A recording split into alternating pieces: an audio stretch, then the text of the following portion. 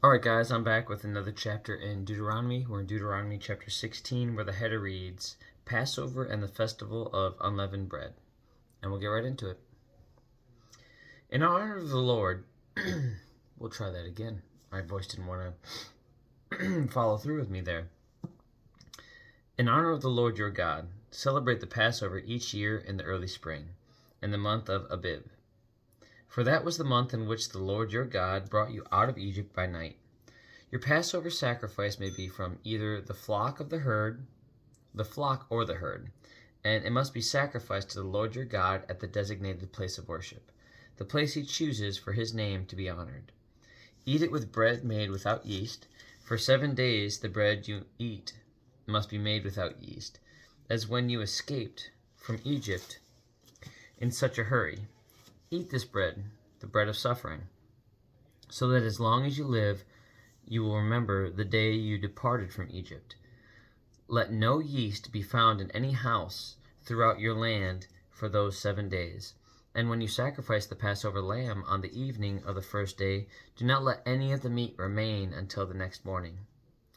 You may not sacrifice the Passover in just any of the towns that the Lord your God is giving you. You must offer it only at the designated place of worship, the place the Lord your God chooses for his name to be honored. Sacrifice it there in the evening as the sun goes down on the anniversary of your exodus from Egypt. Excuse me. Roast the lamb and eat it in the place the Lord your God chooses.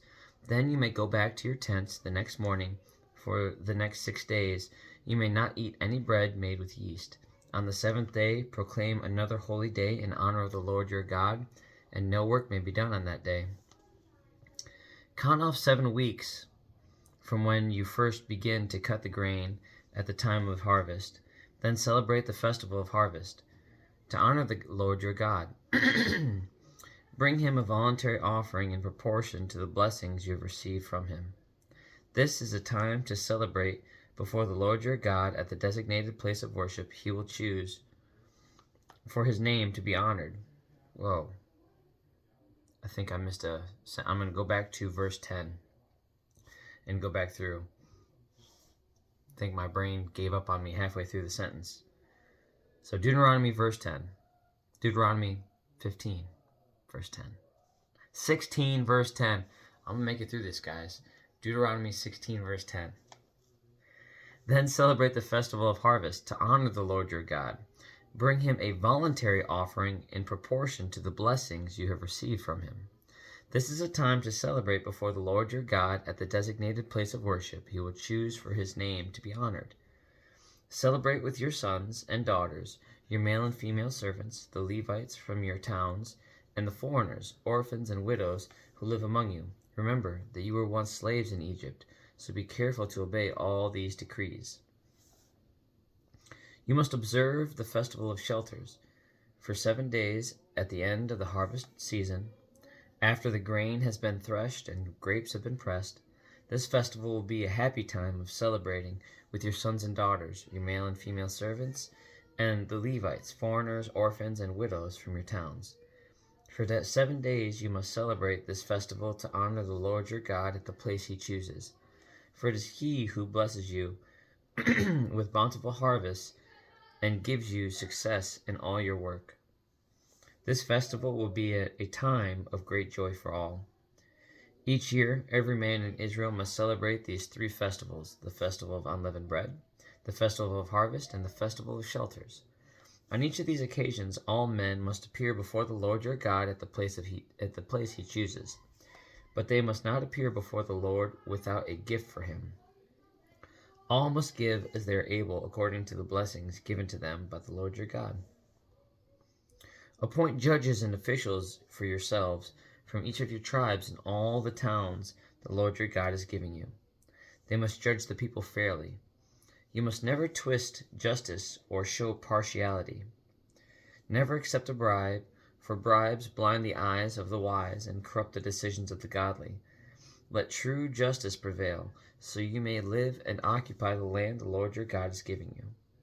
You must never set up a wooden Asherah pole beside the altar you build for the Lord your God, and never set up sacred pillars for worship. The Lord your God hates them. All right. I made it through chapter 16 against all odds.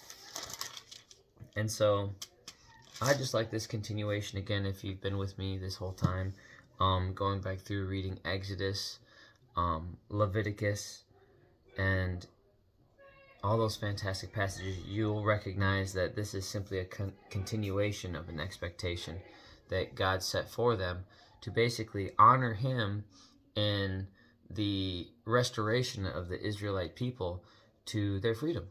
And so this is just a reflection of what the expectation is for the Israelites in continuing to serve and honor God, and how they are to continue to serve and honor Him. And so that makes sense to me. It does seem to continue just to reiterate the same things, which just lets me know the level of importance that they have. If God says something one time, it should be taken at that. Just that, it's super important. It came from Him. If He repeats it, I probably can't even put into accurate words the level of importance that you should expect from that passage or that lesson. And so I'll leave that at that. Have a good night. God bless. I love you. Jesus loves you. And I'll be back for chapter 17 of Deuteronomy tomorrow, where the header reads, Laws for Ruling the Nation. And on that note, have a good night and God bless, guys. I'll see you tomorrow for chapter 17 of Deuteronomy. See ya.